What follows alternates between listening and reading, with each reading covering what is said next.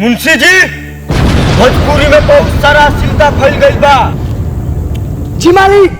आज से भोजपुरी में अश्लीलता खत्म ना कर देनी तो हमारा नाम नहीं मंत्री मामा ठाकुर। जी मालिक। तो हाँ मुंशी, हमारी बात ध्यान से सुन। जी बोलिए मालिक। जितने भोजपुरी में कलाकार है, सुपरस्टार है, सबको यहाँ बुलाओ। सबको बारी बारी से हिसाब लेंगे। सबको जो ने भाषा में गाना गाएगा वही भाषा में समझाएंगे। जैसा हुकुम सरकार। पूरा देश में जाओ दुगदुगिया पिटवा दो। जितने सुपरस्टार कलाकार हैं यहाँ आए मंत्री के अड्डा पे। मंत्री जी जुड़िया जमाना नहीं खे, न्यूज में छपवा दी। जाओ 13 मई को न्यूज में छपवा दो। हेलो पत्रकार, 13 मई को छाप दो, मंत्री जी पे पहुंचना है। बबुआन। जी नमस्कार, आप देख रहे हैं ब्रेकिंग न्यूज। आज के समय में भोजपुरी में पूरा अश्लीलता मच गया है। अगर अश्लीलता ऐसे ही रह गया तो हमारा भोजपुरी धीरे धीरे बर्बाद हो जाएगा, जिसे बचने के लिए हमें ठोस कदम उठाना होगा। चलिए चलते हैं ब्रेकिंग न्यूज की तरफ। भोजपुरी को अश्लीलता से मुक्त करने का मात्र एक ही उपाय है। 13 मई को मंत्री जी के पास पहुंचे। जितने भोजपुरी के सुपरस्टार हैं, कलाकार हैं, 13 मई को मंत्री जी के पास जरूर पहुंचे। ठीक बा, आओ ताई मंत्री जी। अहिरान। जी नमस्कार, आप देख रहे हैं ब्रेकिंग न्यूज। आज के समय में भोजपुरी में पूरा अश्लीलता मच गया है। अगर अश्लीलता ऐसे ही रह गया तो हमारा भोजपुरी धीरे धीरे बर्बाद हो जाएगा, जिसे बचने के लिए हमें ठोस कदम उठाना होगा। चलिए चलते हैं ब्रेकिंग न्यूज की तरफ। भोजपुरी को अश्लीलता से मुक्त करने का मात्र एक ही उपाय है। 13 मई को मंत्री जी के पास पहुंचे। जितने भोजपुरी के सुपरस्टार हैं, कलाकार हैं, 13 मई को मंत्री जी के पास जरूर पहुंचे। ठीक बा, आओ ताली मंत्री जी।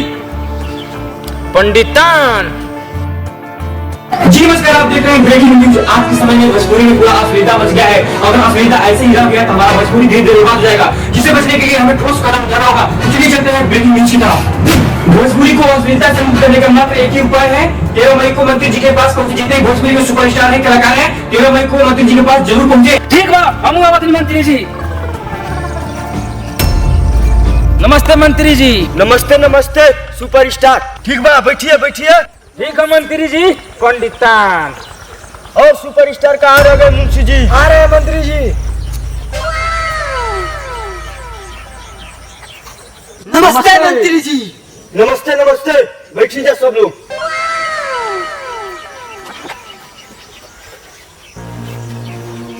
तब सारे सुपरस्टार आ गए? हाँ मंत्री जी। तब आगे का कार्यक्रम शुरू किया जाए। जी मंत्री जी। सब लोग अपना गाना बारी बारी से सुनाओ।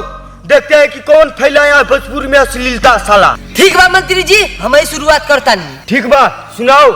अरे के करा तू बोल बते फानो तारे रे, हमारा बारे में ते न जानो तारे रे।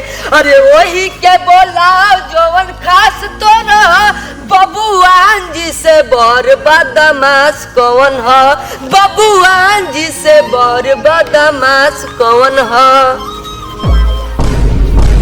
अच्छा बेटा, समझाओ तानी। रुक जा, आगे गाओ। ठीक बा, हम गावता नहीं है। मारब शिक्षा के 6 गोली छाती मेरे, पावर होला ने खाली ओहिर जाती मेरे। अच्छा बेटा, बबुआ नैरान, आगे गाओ। ठीक बा, हम गावतानी। पंडिताने होई रे पगली, तोरे गाँव में आवतानी, तो के यही से पटवले बानी, तोरे गाँव में आवतानी। हाय हो तो हाथ वही तो बबुआ नैरान पंडितान, तो ने जातिवाद गाना गौले वाला, अश्लीलता फैलौले वाला, तो अनी के मारब गोली। दे मुंशी बंदूक। बोल, रेल दे तो ही के। पहले बात के सुनी, ओकरा बाद रेल। अब का बात है? बोल। गोली मारे से रोकले ह। देखी मंत्री जी, हमने कोनो गलती नहीं की। जौन राइटर गाना लिख के देता उ गाना हमने के गावतानी जा। हाँ मंत्री जी, सही बात। का राइटर? कौन भुसड़ी वाला राइटर है रे? बुला भी यहाँ बीच में। मंत्री जी, हमारा राइटर यहाँ बाड़न। है राइटर ये आया। हाँ मंत्री जी। करे राइटर धर मुंशी, तो इन्हें जातिवाद अश्लीलता गाना लिख कर देता है सुपरस्टारों को। मुंशी ले जाओ, घुपचा में मार दो इसका। करे हिरान। हाँ बबुआन। बहुत तगड़ा बात होत बा। हाँ चुप कर से सुन। रे राइटर, तू गाना लिखता है तो गाना तुमको यादो होगा। चल सुनाओ गाना। ठीक बा मंत्री जी, सुनावतानी। ठीक बा, सुनाओ।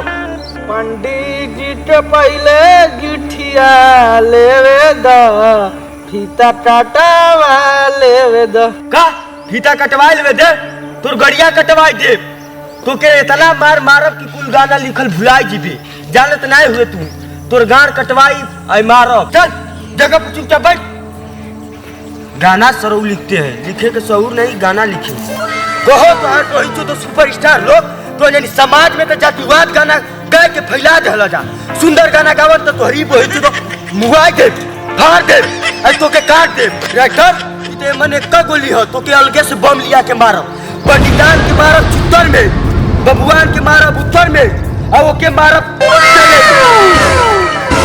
चलो साफ सुथरा गाना गाओ जाए तो रानी तो जगह बजाता अरे ढोड़ी में पानी तोहरा पड़े लागी हो जान तबे बुझिया जमानी तोहार चढ़े लागी हो आज भर ढील द ढोरी द के छील द तमे आना के चुप तोरा ढोरी है में ढो ओए वो तो हर वही दो अब हमसे नहीं सहाई इतना अश्लील गाना गई तो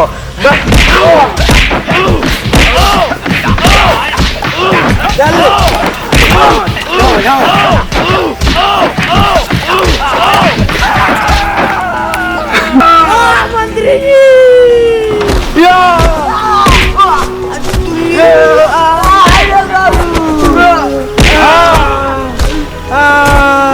जी चले लोग तुम लोग अश्लील गाना गाओगे उठ सारे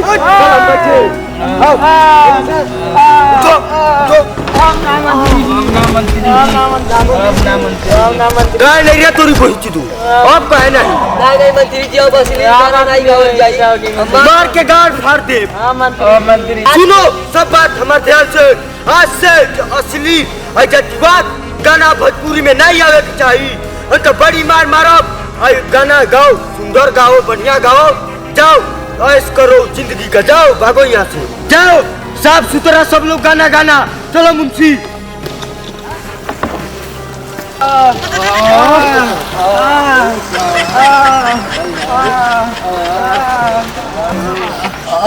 भाई लोग आज के बाद हम असली गाना नहीं गाओगे साफ सुथरा